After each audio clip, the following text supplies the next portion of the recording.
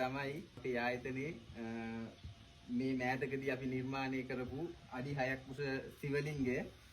ඉතින් අපේ මා ඇතුළු අපේ ශිල්පීන් විතාම ගොඩක් මහන්සි වෙලා සෑහෙන වෙහෙසක් මහන්සියක් වෙලා සෑහෙන කාලයක් අපිට වැය වුණා මේ නිර්මාණය කරන්න.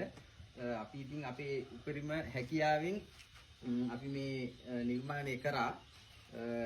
මේ වගේ අපි ඇත්තටම දැන් මේක ගැන කියනවා නම් දැන් මේක අපි ටිකක් සාම්ප්‍රදායෙන් බැහැරව ගිහිල්ලා මේ ලිංගේ කොටසට මේ නෙළුම් පෙති සහ මේ කුඩා මල් යොදලා තියෙනවා. මේකේ ඔයාලට පේනවා ඉතින් දැන් මේකේ මේ යට පාදමටත් අපි නෙළුම් පෙති යොදලා තියෙනවා. ඉතින් අපි ටුක්ටක් අර සම්ප්‍රදායෙන් ඔබට ගිහිල්ලා ටිකක් විශිෂ්ට නිර්මාණ කරන්න තමයි උත්සාහ කරන්නේ.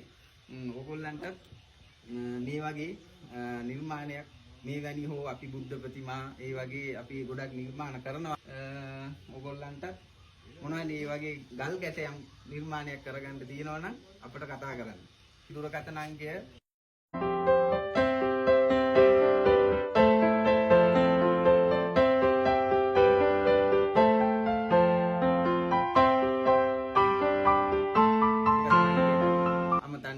ඔයගොල්ලන්ට මොන හරි කළු ගල් ගැටයම් නිර්මාණයක් කරගන්න තියෙනවා.